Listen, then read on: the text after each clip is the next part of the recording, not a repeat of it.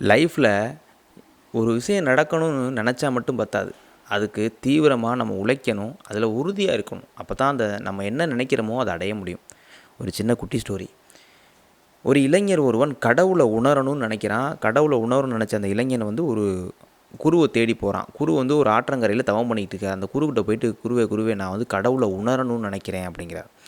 உடனே அந்த குரு வேகமாக எந்திரிச்சு அந்த இளைஞனை கழுத்து பிடிச்சி தரன்னு இழுத்துக்கிட்டு போயிட்டு தண்ணிக்குள்ளே வச்சு முக்குறாரு. முக்கிட்டு 1 நிமிஷம் கழித்து அவனை வெளியில் எடுத்துகிட்டு வந்து திரும்ப கொண்டு வந்து, இப்போ நான் உன்னை அந்த 1 நிமிஷம் தண்ணிக்குள்ளே அமுக்கியிருந்தேன். இந்த அமுக்கியிருக்கும்போது நீ ரொம்ப மிஸ் பண்ண, உடனடியாக வேணும்னு நான் நினச்சேன் அப்படின்னு கேட்குறாரு.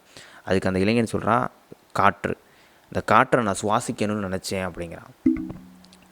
நல்லது. நீ எந்த அளவுக்கு நீ காற்றை சுவாசிக்கணும்னு ஆசைப்பட்டியோ அந்த அளவுக்கு கடவுள் வேணுங்கிறத உணர்றியா அப்படின்னு கேட்குறாரு அந்த குரு.